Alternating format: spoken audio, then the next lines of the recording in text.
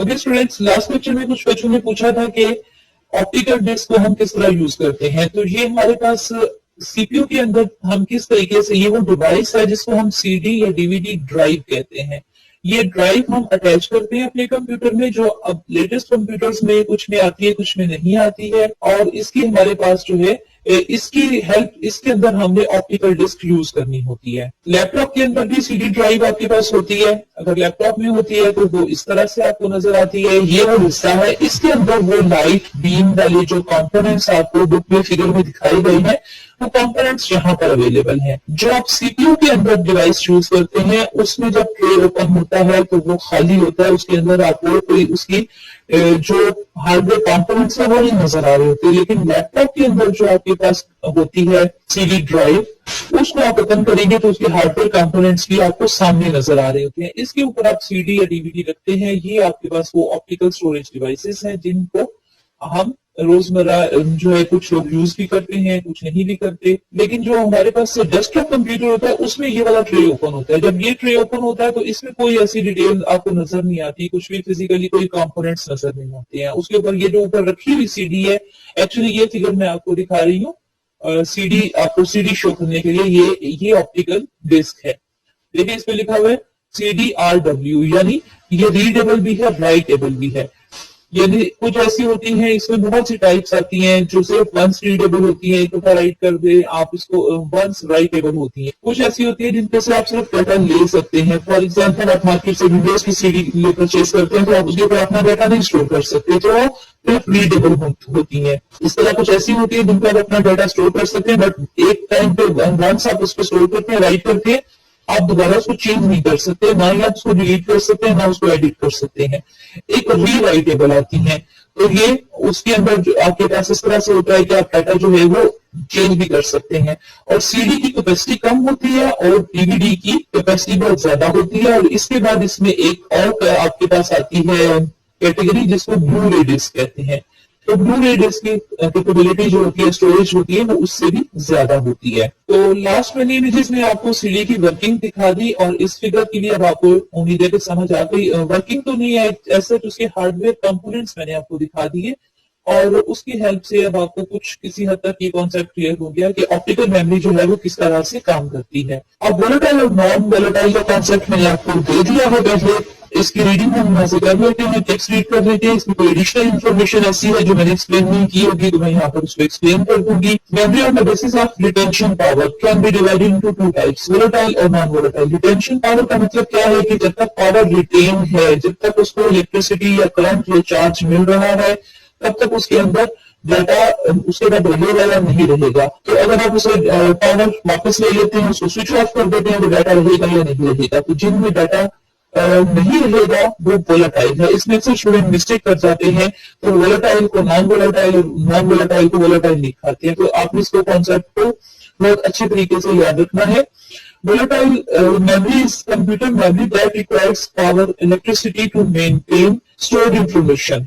तो stored information तब तक रहेगी जब तक पावर सप्लाई मिल रही है, but when the power supply is off और interrupted the stored memory is lost. तो वोलेटाइल जो है वो उसमें मेमोरी परमानेंटली स्टोर नहीं होती, ये टेम्परेरी होती है।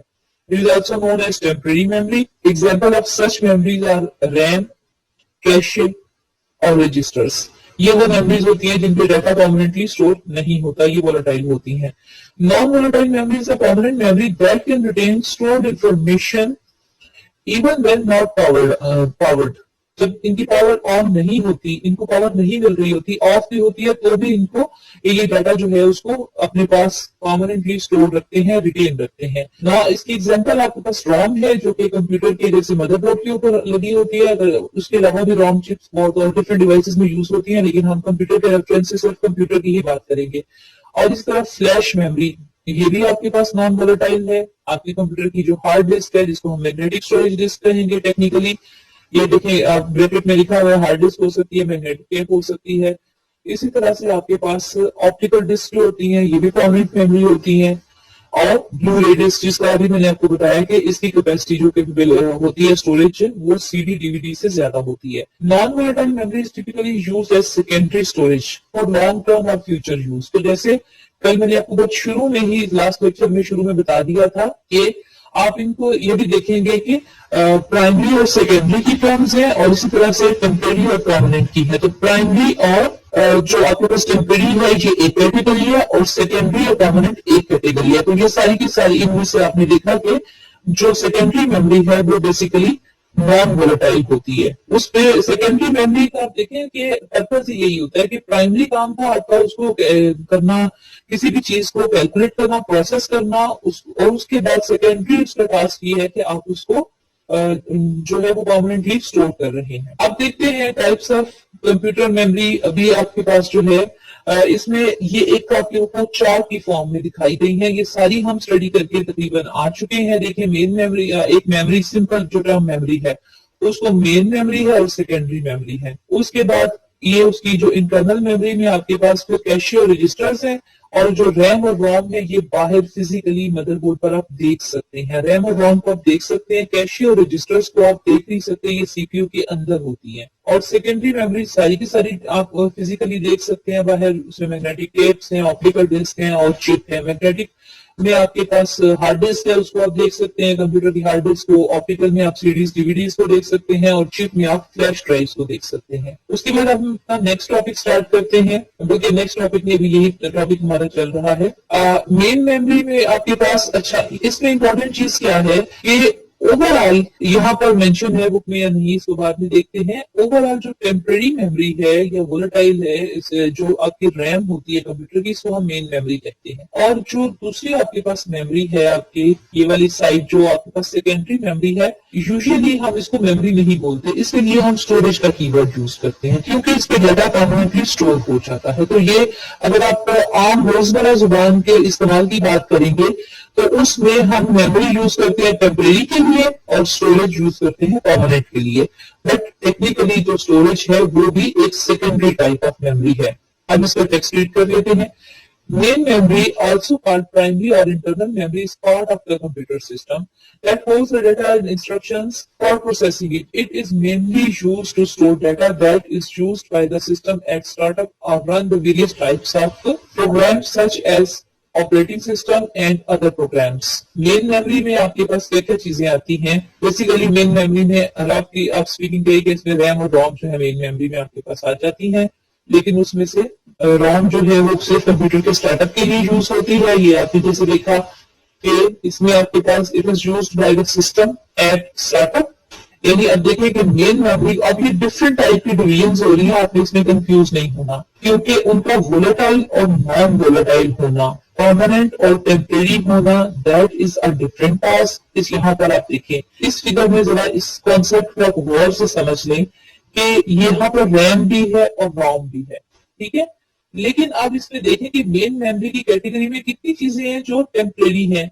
रजिस्टर टेम्परेरी है, कैशे टेम्परेरी है, इंटरनल ये मेमोरी टेम्परेरी है और रैम टेम्परेरी है। लेकिन इसके अंदर एक टाइप आपकी ऐसी आ रही है जो परमानेंट मेमोरी है। ये इस फिगर में आपको ज्यादा बेहतर समझ में आ जाएगी बात, आगे जब टेक्स्ट पढ़ेंगे तो आप फिर इसकी कैटेगरीज में कंफ्यूज ना हो। यहाँ दूसरी साइड पे सेकेंडरी में कोई भी आपके पास टेम्परेरी मेमोरी नहीं है, सारी की सारी परमानेंट है, सारी की सारी नॉन वोलेटाइल है। जबकि यहाँ पर आपके पास ये वाली कुछ ये टाइप्स जो है ये आपके पास वोलेटाइल है, लेकिन जो एक इसमें टाइप है रोम की, ये आपके पास नॉन वोलेटाइल है। तो ये जो रोम चिप होती है इसमें डाटा परमानेंटली स्टोर हुआ होता है। अब हम इसका टेक्स्ट रीड करते हैं। अब ये टेक्स्ट आपको होपफुली, अगर आपको ये फिगर से कॉन्सेप्ट समझ में आ गया तो अब ये टेक्स्ट आपको कंफ्यूज नहीं करेगा। Main memory also called primary और internal memory is part of computer system that hold data and instructions for processing, ठीक है।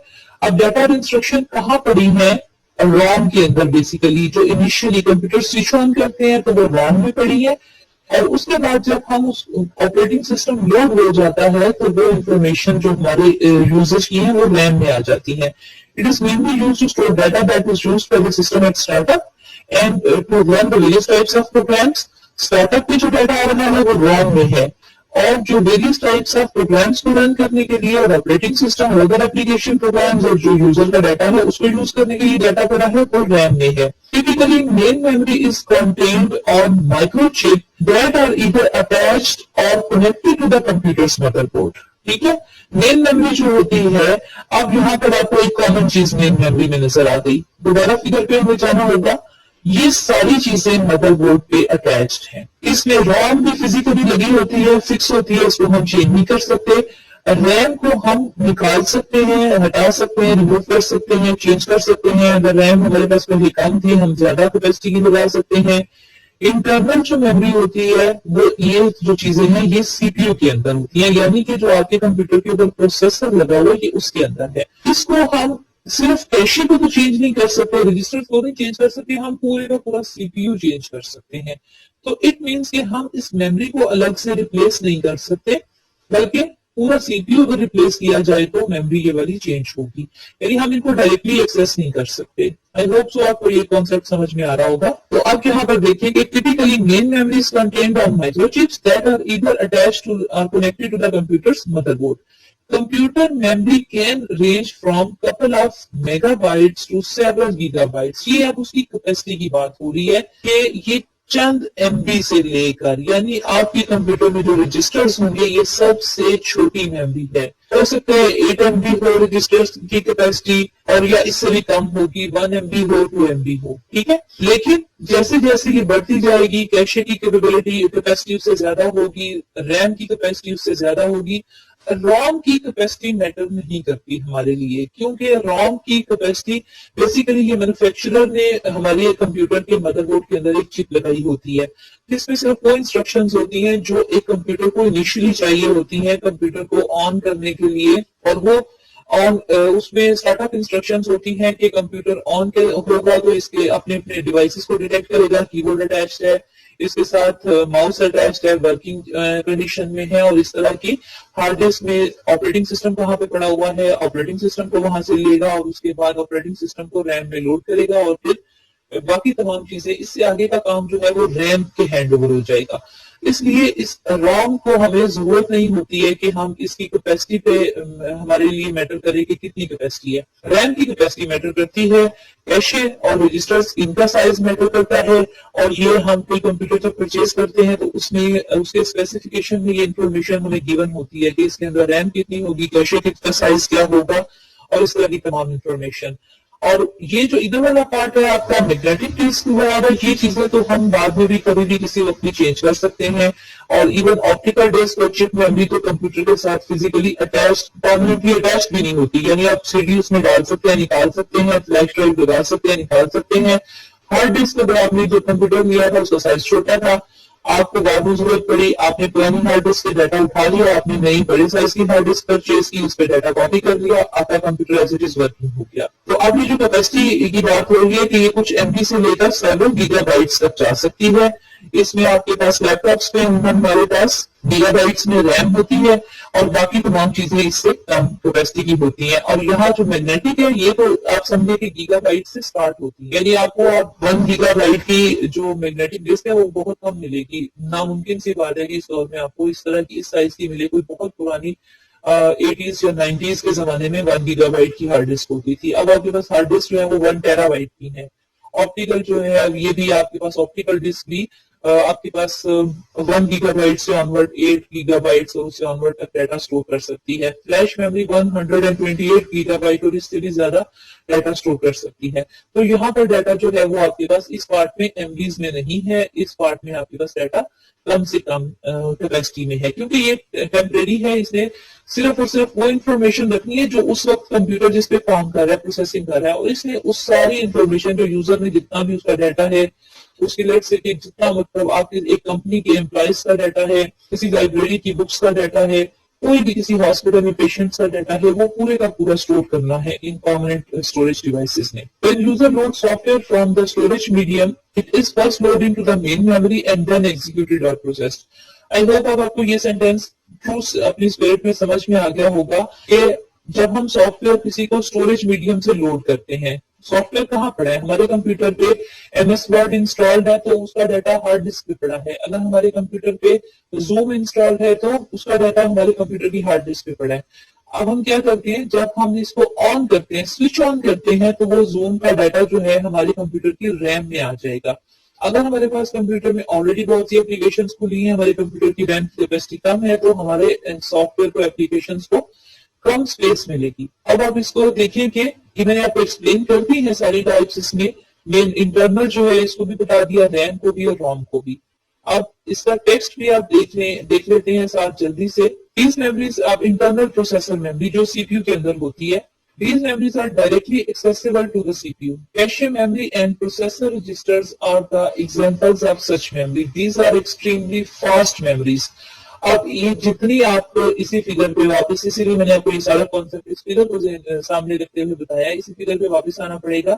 अगर आप अपने एरो की डायरेक्शन लें, अगर मैं इसमें कुछ ड्रॉ कर सकूं तो हम इसमें, यस आई कैन ड्रॉ, इसमें आप रैम से अगर लेकर चले इस डायरेक्शन में, तो ये देखिए रजिस्टर सबसे ज्यादा तेज फास्ट है, फिर कैशे उससे कम, फिर उसके बाद रैम, और रैम से निकलकर फिर आप यहाँ पर आ जाए।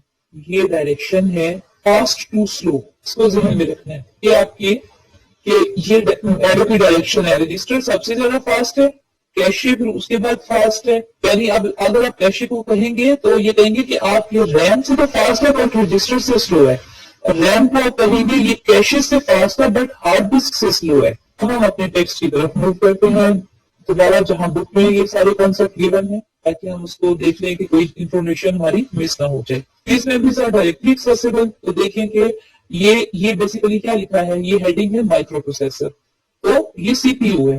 सीपीयू की ये जो बाउंड्री है उसके अंदर ही कैशे मौजूद है।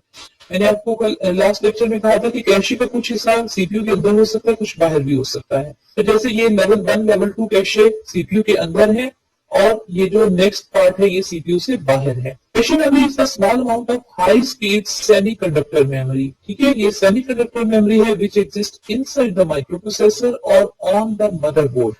अब ये दो बातें यहाँ बताई गई है। इनसाइड द माइक्रो प्रोसेसर कौन सी है, L1 L2, on the motherboard कौन सी है, L3। This memory stores some active portion of main memory, it lies between the RAM and CPU. कहां पर एग्जिस्ट कर रही है, ये कहां कम्युनिकेशन का काम दे रही है।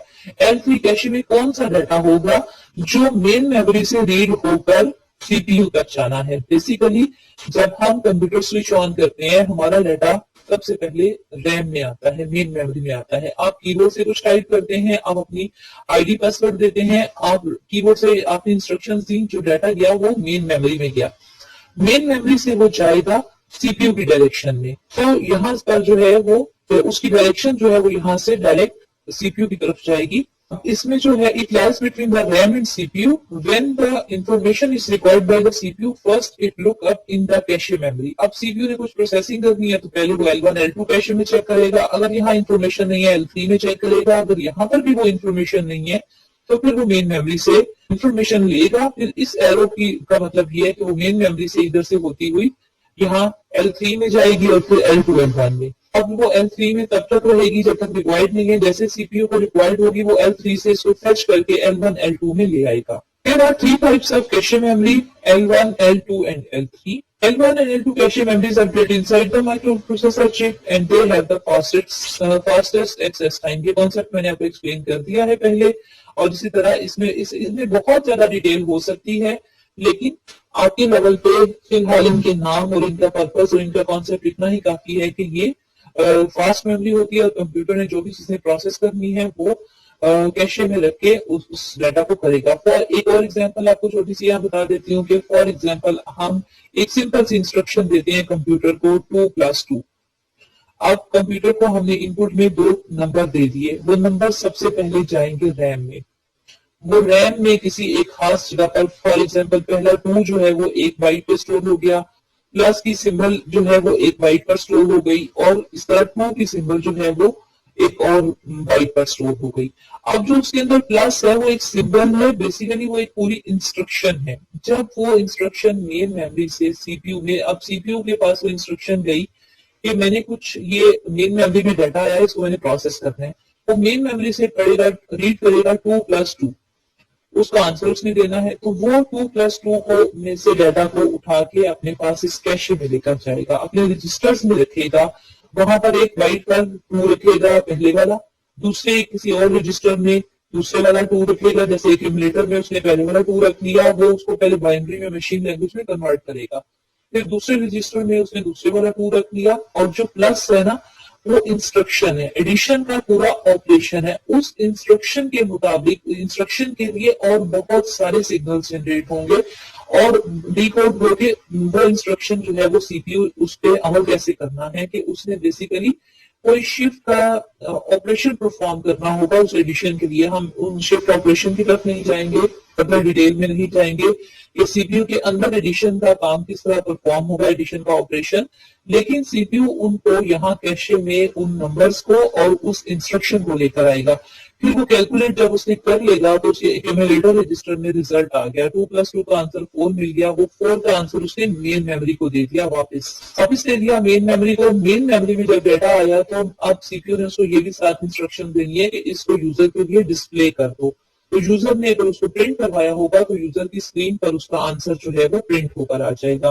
तो ये बताने में इतना कॉम्प्लिकेटेड नहीं है जितना ये एक्चुअली, अगर आप इसकी सीपीयू की वर्किंग देखेंगे तो उसमें ये उससे ज्यादा कॉम्प्लिकेटेड है कि वो जो डाटा आ रहा है उसका साइज क्या है, कौन से नंबर में किस बिट की कौन से लोकेशन पर सेव होना है, उसकी हार्डवेयर पर क्या लोकेशन है, रैम के अंदर उसकी क्या लोकेशन है, रजिस्टर्स में जाएगा तो किस तरह जाएगा। तो इतनी डिटेल में हम इनको डिस्कस नहीं करेंगे। देखिए रजिस्टर्स का मेन पर्पस मैंने आपको बता दिया, आप इसका टेक्स्ट रीड कर लेते हैं। Register are small memory units. There are a large number of registers inside the processor. Their function is to temporarily store binary information. मैंने आपको पहले बताया कि रजिस्टर में डाटा जाएगा, अगर हम 2+2 लिखते हैं तो वो 2 जो है वो बाइनरी में कन्वर्ट होके जाएगा। जैसे मैंने आपको लास्ट लेक्चर में बताया था तो उसमें क्या होगा, 0th पोजीशन का अगर आपके जो है वो बिट ऑन करेंगे तो 0 बनेगा, तो 1th लोकेशन पे यानी दूसरे नंबर की जो आपके पास लेफ्ट साइड से काउंट करेंगे अगर आप 0, तो जो सेकंड लोकेशन होगी आपकी उसके ऊपर 1 कर देंगे तो वो 2 बन जाएगा। तो वो आपके पास जो है वो रजिस्टर्स में जाके किस तरह स्टोर होगा, दैट विल बी 0 0 0 0 0, ये 8 0 यहाँ पर होने हैं ना, 1 2 3 4 5 6 7 एंड 8। ये 8 में से हमारा नंबर 2 बनाने के लिए ये लोकेशन का 0 1 हो जाएगा और बाकी सब लोकेशन पर 0 रहेगा। तो ये है, this is the way how we store the number 2 in the register. यहाँ वो बाइनरी इंफॉर्मेशन में कन्वर्ट होगा, then information and pass it on to the other parts of the processor or main memory during the execution of program instruction। तो ये programme की जो instructions होंगी जिस लिहाज से इसको एडिशन का फंक्शन परफॉर्म करना है उस लिहाज से वो इंस्ट्रक्शंस वो ऑपरेशन परफॉर्म होगा और फिर मेन मेमोरी को उसके एग्जीक्यूट करने के बाद उसका आंसर जो है मेन मेमोरी को भेज दिया जाएगा। Some commonly used register inside the microprocessor are accumulator registers. Accumulator है हमारे पास, और उसके बाद इंस्ट्रक्शन रजिस्टर है IR, data register DR, program counter और मेमोरी एड्रेस रजिस्टर्स। तो नेक्स्ट आपके पास आर्किटेक्चर के जो चैप्टर आएंगे उसमें हम इन सब रजिस्टर्स को भी डिटेल से देखेंगे अगर वो आपके रिड्यूस्ड सिलेबस में ऑमिट ना हुए। तो ये सारे रजिस्टर्स किस तरह से कहाँ काम करते हैं, किसका क्या पर्पस है, इंस्ट्रक्शन रजिस्टर का एक अपना पर्पस है, प्रोग्राम काउंटर का एक अपना, इसके पास मेमोरी लोकेशन जो है वो आपके पास एड्रेस पड़ा होता है कि नेक्स्ट कौन सी मेमोरी लोकेशन से डाटा रीड करना है एंड सो ऑन। तो इस डिटेल में भी अभी फिलहाल हम इस टॉपिक में नहीं जाएंगे। नेक्स्ट हमारे पास टॉपिक है रैम, रैंडम एक्सेस मेमोरी। इस टॉपिक में हमारे पास रैंडम एक्सेस मेमोरी, इसमें आपके पास when the term RAM is used with semiconductor memories it is usually taken to mean read write memory। जब हम सेमीकंडक्टर चिप की बात कर रहे हैं तो रैम के अंदर हम डाटा रीड भी कर सकते हैं, राइट भी कर सकते हैं। It is used in the computer for storage of active programs and data. RAM को हम काफी डिस्कस कर चुके हैं पिछले टॉपिक्स में, तो वो कि आपको इसको मजीद डिस्कस करने की हमें जरूरत नहीं है। The contents of RAM changes automatically as the computer execute the program. RAM plays very important role in the processing speed. आप रैम की एग्जांपल इस तरह ले सकते हैं कि जैसे ये आपका वर्किंग डेस्क है, वर्किंग प्लेस है, आपके पास लेट्स से 10 बुक्स पड़ी हैं जिनमें से आपने काम करना है, लेकिन आपकी जो वर्किंग प्लेस है उसके ऊपर एट ए टाइम 1 बुक या 2 बुक्स आ सकती हैं।